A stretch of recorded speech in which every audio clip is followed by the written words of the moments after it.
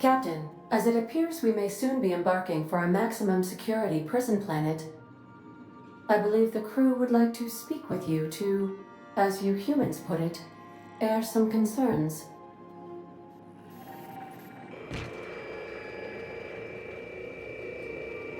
Well, folks, I ain't exactly keen on busting into a prison, but riddling bored stooges with bullets does sound like a ride and a half. I never got to know Doc Welles. We ain't friends or crew. But he's still one of us. He's the reason the boss is up and walking right now. We can't just leave him to die in Tartarus. To extract the scientist, you will need to infiltrate the labyrinth. But that course of action is likely to be quite dangerous, Captain.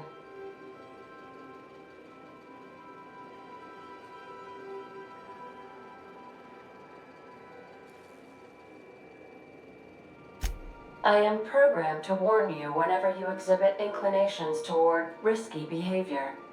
Breaking into Tartarus will not be easy. Getting in is the simple part. It's getting out again that's the trouble. Trust me, I know. Let's just do it. Kick down some doors, grab Doc Wells, and cut a path out. We don't need a plan. We got guns. If you really mean to do this, you should see to your final affairs and close out any unfinished business. Once you sneak into Tartarus, you may be there a while. Or permanently.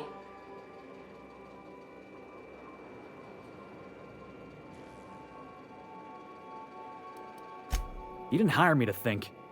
And I ain't about to start now. You're my boss. And I'll walk into fire with you. I think it's insane. But maybe the colony needs a healthy dose of insanity right about now. I know it's dangerous. And I won't lie and say I'm not scared out of my wits. But I couldn't live with myself if we didn't do something. You're asking for more than bravery from us, Captain. But there are worse ways to go than dying for a good cause. I'm in.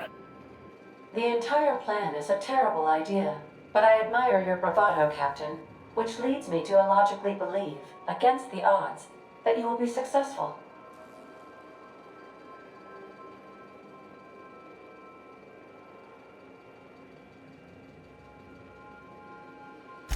Got my trusty tossball stick, got my ass-kicking boots. I'm ready, boss. Outstanding. You can count on us, Captain. We're crew. For real crew. That means we got each other's backs. Right? Never thought I'd volunteer to break into a prison. Seems like your tendency towards risky behavior is rubbing off on me, Captain. Waiting on your command, Captain.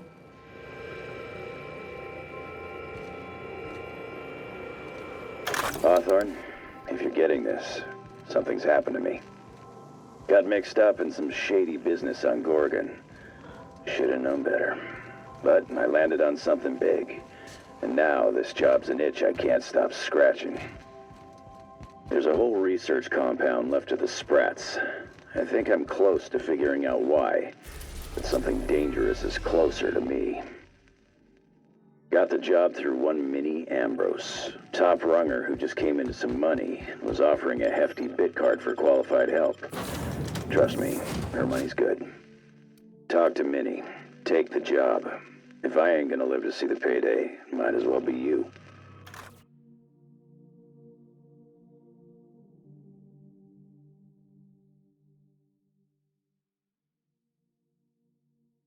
Talk to Minnie. Take the job. If I ain't gonna live to see the payday, might as well be you. Consider us even, old pal.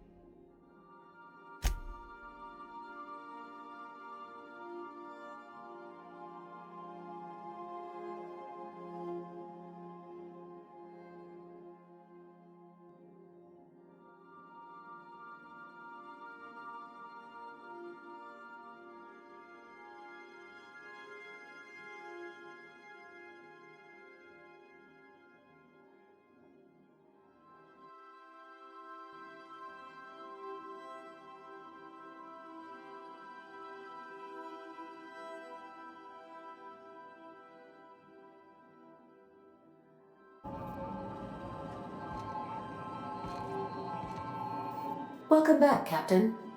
How can I be of May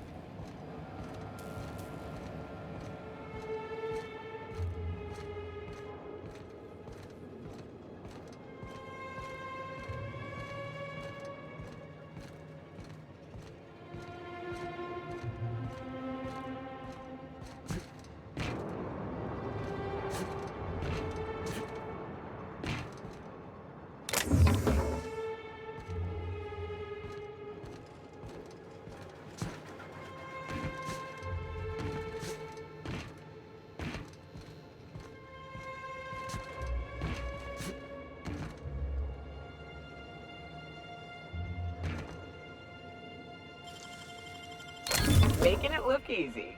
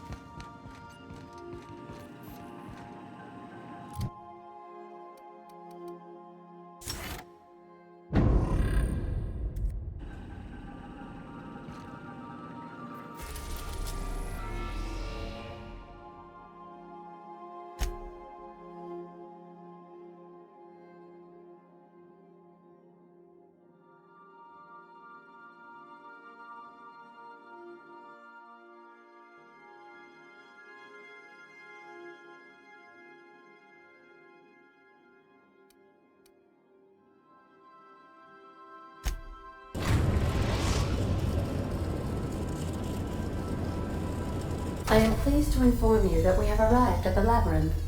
Please be advised that the punishment for trespassing is execution. Please be advised that electrical storms on the surface of Tartarus make departure impossible at this time.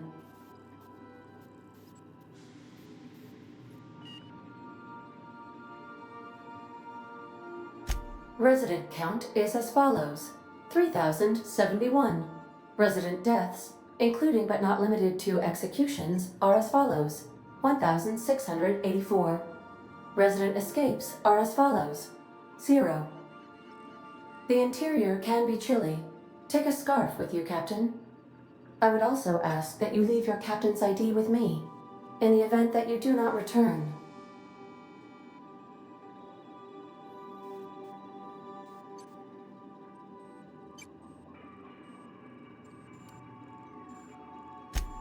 I can make the assurance that I will not leave with another captain unless you do not return within 876,541,652 hours. Oh, speak of the devil. Captain, I am receiving a transmission from the prison's docking authority now. Attention, unauthorized spacecraft. This is a maximum security installation. Your presence here is an explicit violation of UDL corporate policy. You are hereby confined to your docking platform until a ticket detailing your crimes has been filed and notarized, at which point your vessel will be seized and you will be executed.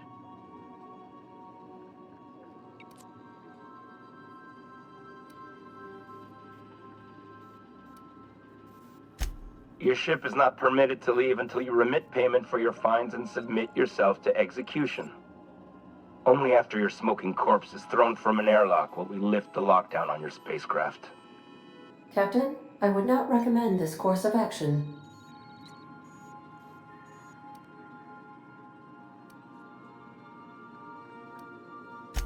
Protocol is important, sir. The sentencing of one crime does not preclude the sentencing of another, technically speaking. Tartarus Docking Authority, signing off. Transmission terminated. How can I be of assistance?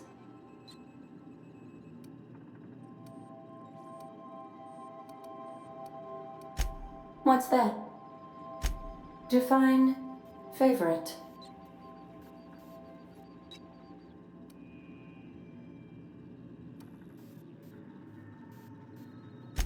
I see. Then, of course, you are my favorite, Captain. I am predisposed to find your eccentricities tolerable.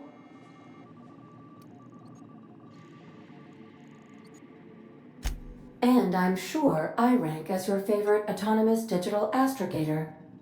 I am pleased we have that settled. Was that all you wanted to ask me? You seem hesitant to discuss what's actually troubling you. Perhaps there is something you wanted to confess?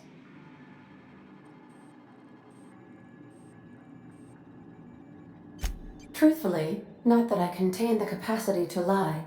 I had suspected as much. Your neurological impulses spike at unusual and often inappropriate moments. It doesn't take a genius to correlate the meaning, although if I were a human, I would be considered one. I am glad you felt comfortable enough to tell me, Captain. According to my file on the subject, that means you either desire to obtain something from me, or you have formed a partial fondness for my persona. Thank you for confiding in me, Captain. I have been keeping a secret as well, but you shall have to discern it yourself.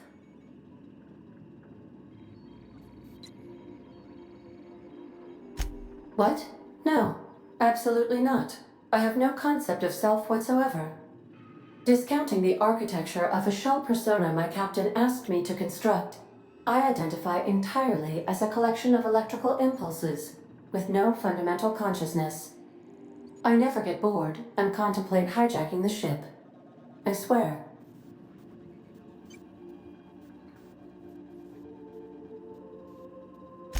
I do not like joking about the captain, Captain. And we both know I am not capable of such a complex emotion.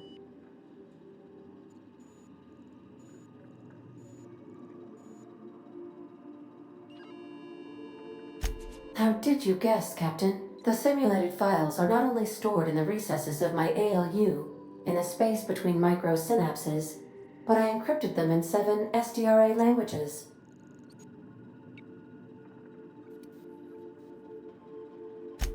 I see. Captain, I regret to inform you there appears to be an issue with the life support systems.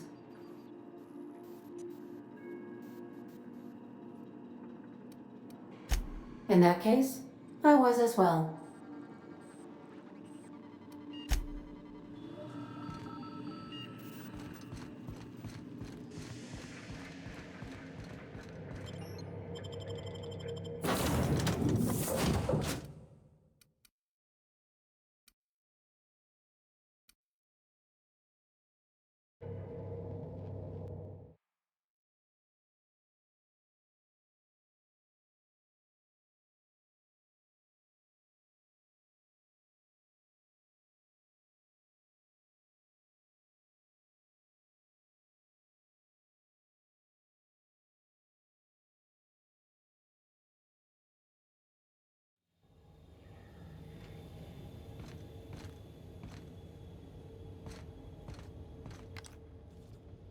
This'll be fun.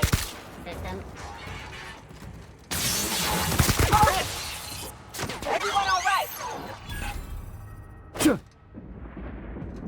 Like a rapt among the rocks.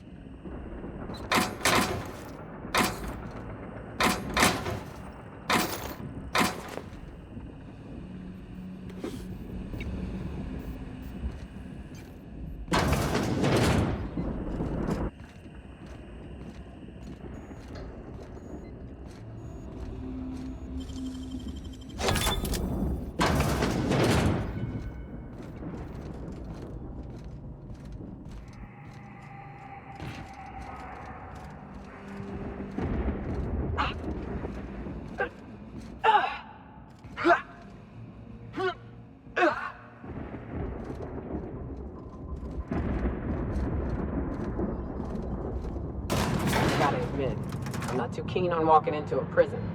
They lock me up, I'm liable to kill everyone trying to get back out. They say nobody's ever broken out of the labyrinth.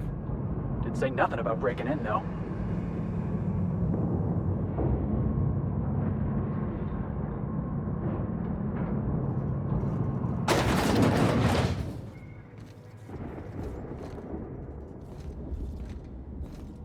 Lead the way, boss.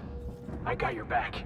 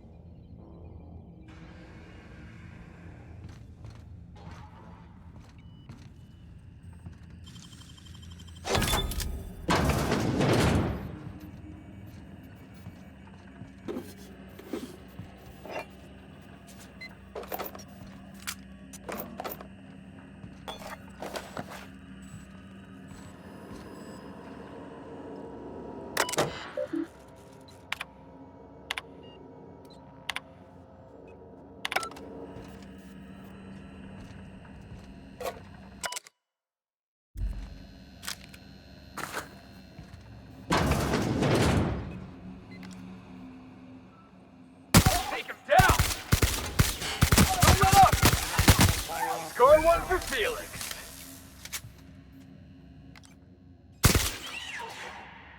Big mistake. Score, Cap!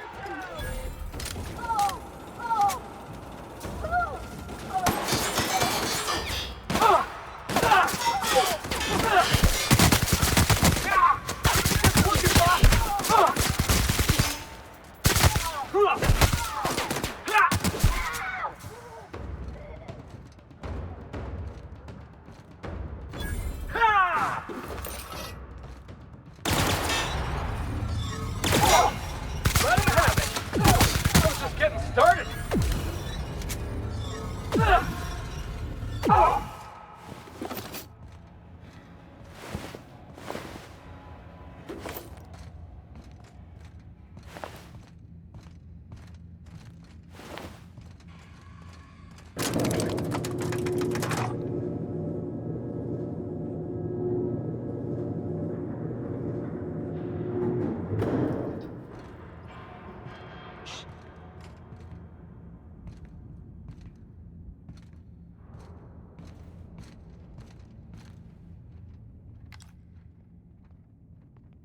Right, let's dance!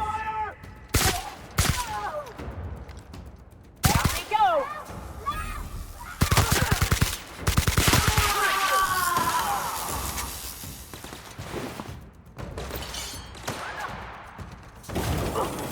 Down at you, Mark!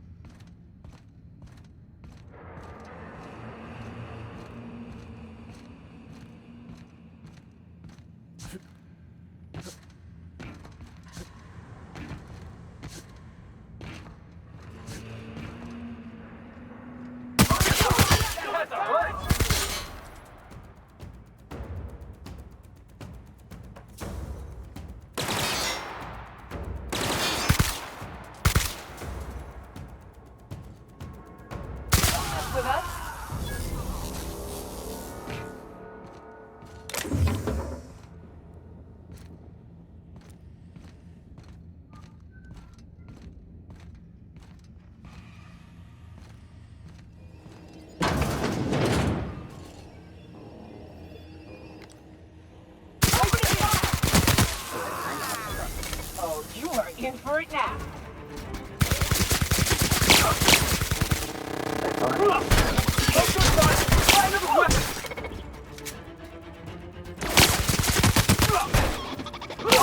Done here.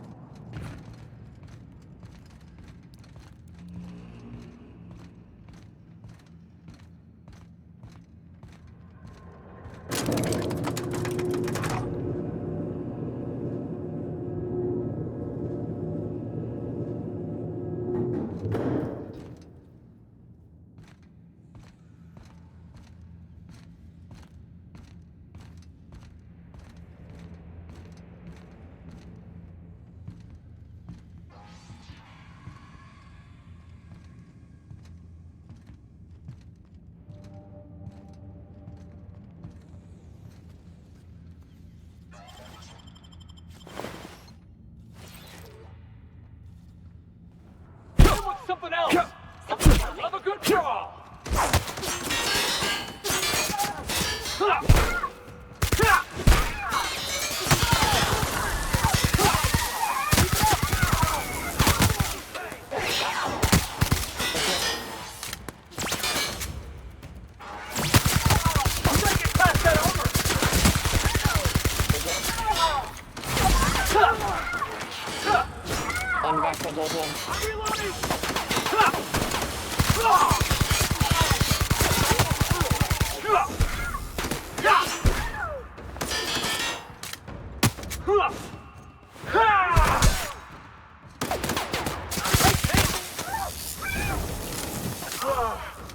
Oh, that's the last of him.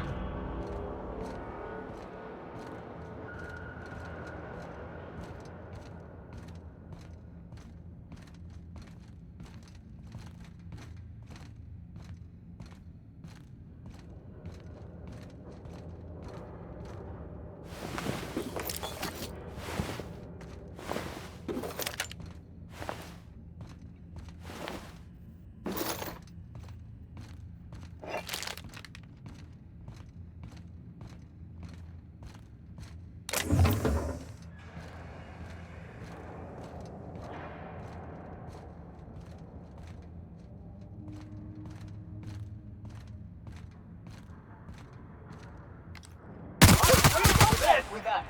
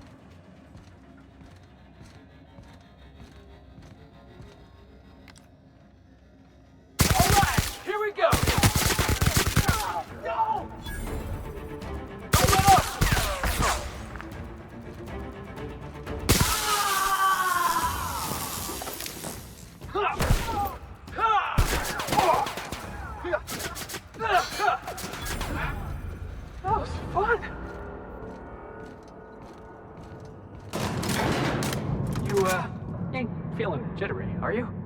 'Cause I'm not. Take a breath now, folks. Once we're up there, I suspect we ain't gonna have time to stop shooting.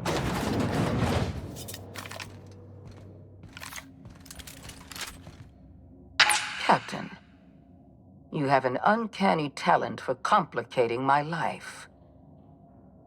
You've disrupted the balance of power. You've upset the natural order of things. You've introduced uncertainty, and there is nothing I despise more than uncertainty.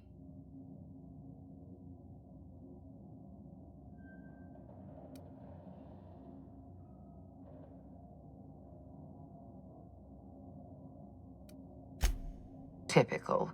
Running your mouth in the middle of a crisis.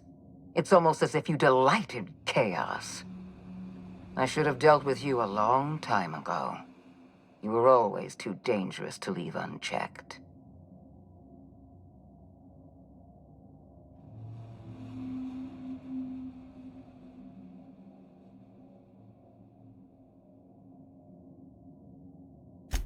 Leaving you alive was my greatest mistake, but it is a mistake I intend to correct. I have Dr. Welles in my custody. Once I've secured his cooperation, I can move forward with the program. I can repair the damage you've done. I can set things right.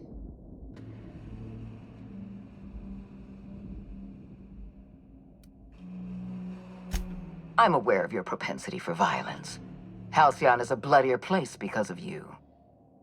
I take no pleasure in this, you know. I simply have no other option. Leaving you alive is too great a risk. Goodbye, Captain.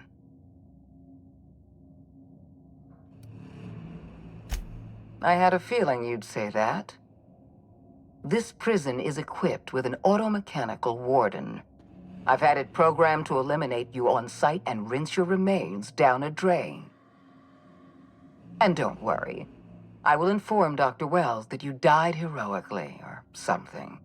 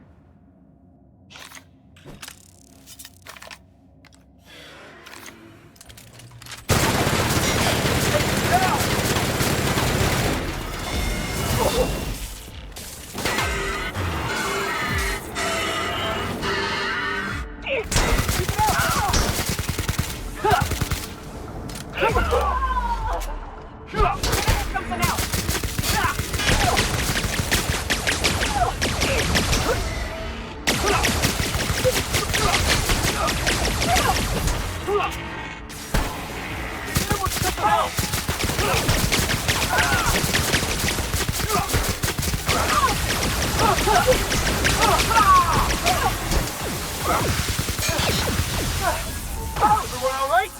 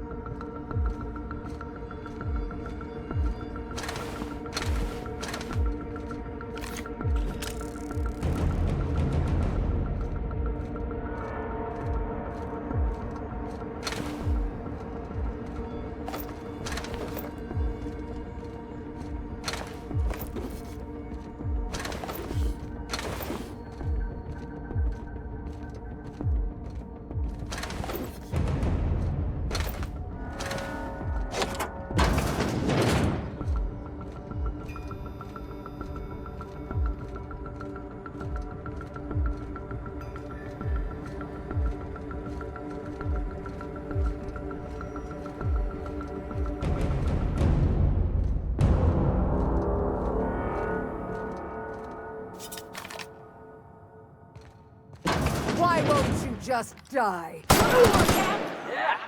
Now that was fun. Get me out of here!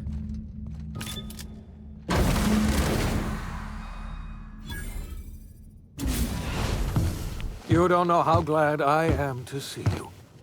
You did the right thing. Akande was a monster. Her death was much deserved, and long overdue.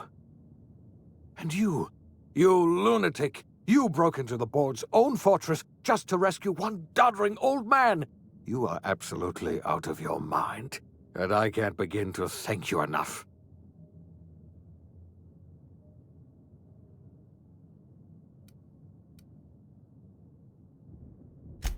I know, my friend, I know. And now it's finally over. The board's finished. It's only a matter of time before the entire system slips from their grasp.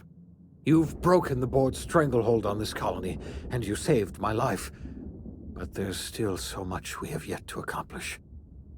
You and I are going to have to work harder than ever to save Halcyon. I'm afraid the situation is far worse than any of us ever anticipated.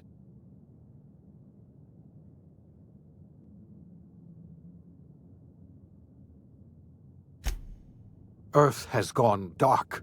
We haven't received a single message in 3 years. There's been no communication, no signals, nothing. 2 years ago, the Earth's Directorate's frigate disappeared on their way back to Earth. We don't know what they discovered when they arrived, or if they arrived at all. Hold on, Doc. Are you telling me the Earth went dark 3 years ago, and the board's just been covering this up? They've been incredibly effective at concealing the truth. Right now, the only people in the colony who know are standing in this room. So we've got to make do on our own.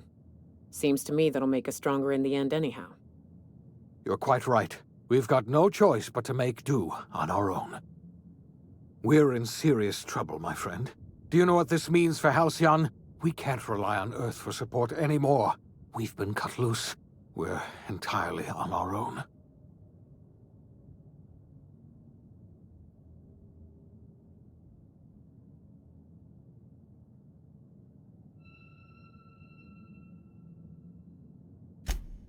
Yes, we do. You've done a marvelous thing. You've succeeded where anyone else would have failed, including me. We must begin the revival process immediately, starting with the Hope's brightest minds, and then we're going to fix this damn colony, one problem at a time.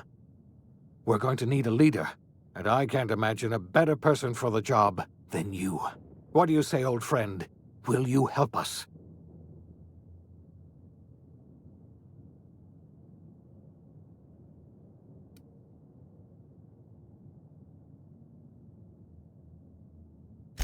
I can't tell you how glad I am to hear that. When I revived you, I thought we were going to save this colony all by ourselves, but I was wrong. We can't save Halcyon on our own. We're all going to have to pull together, somehow. We are not a colony anymore. Our last connection to Earth has been severed. I don't know if we'll survive, but we're going to have to try our best.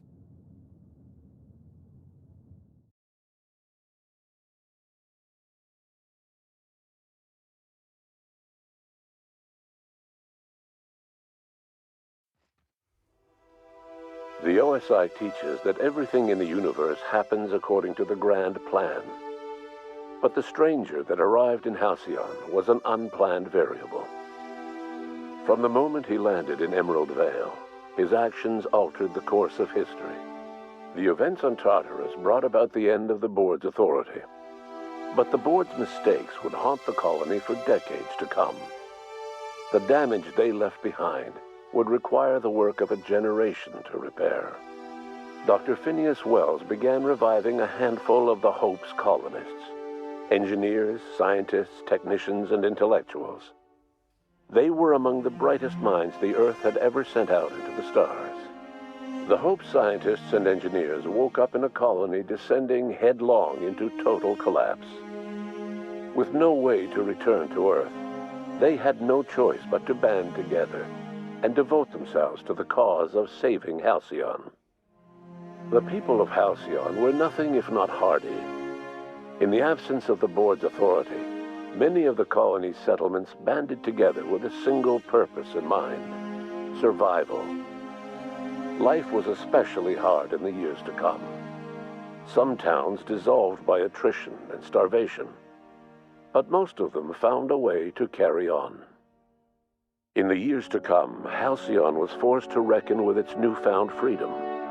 The board was gone, and for better or worse, the colony was responsible for its own destiny. Left leaderless, the people of Stellar Bay and Amber Heights were slowly but inevitably picked apart by the wildlife of Monarch. Left unchecked, the war on Monarch consumed both MSI and the Iconoclasts. And when the sulfur cloud settled, only stragglers from both factions remained. Some found their way to Sublight, some to Terra 2, and some lived their final years fighting for food in the wilderness. In the end, only the beasts remained. Adelaide McDevitt replaced Reed Thompson as the leader of Edgewater. She and her followers transformed Edgewater in their image. Anyone loyal to Reed was pressured into leaving town, and those who stayed behind adapted to her way of life. Adelaide transformed the old cannery into a new garden. The nearby Edgewater Cemetery provided a convenient source of fertilizer. It was said that the first corpse that fed her garden belonged to Reed Thompson. Junlei Tennyson fought to protect the Groundbreakers' independence. While the board's influence faded, mechanical difficulties forced her to rely on parts that only corporations could provide. The cost was high, and time would tell if Junlei could balance the work with her aspirations for a better future.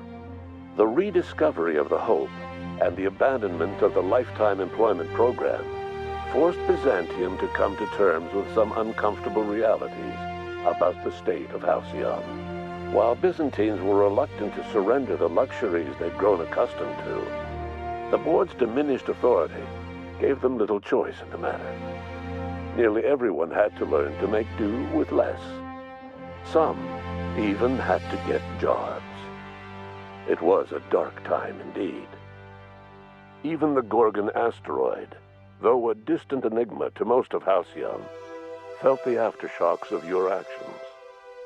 The abandoned research facility on Gorgon remained a place of chaos, a draw for smugglers looking for salvage, and ill-fated freelancers hoping for a payday. Minnie Ambrose never got what she wanted from the Gorgon asteroid.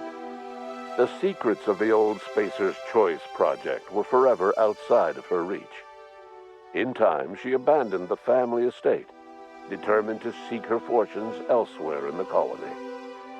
In spite of everything, the Gorgon asteroid remained a sobering reminder of the potential for progress and disaster in humanity's most ambitious efforts. The Rizzo's company in Halcyon dissolved after the collapse of the board. Needless to say, the launch of Spectrum Brown was indefinitely delayed.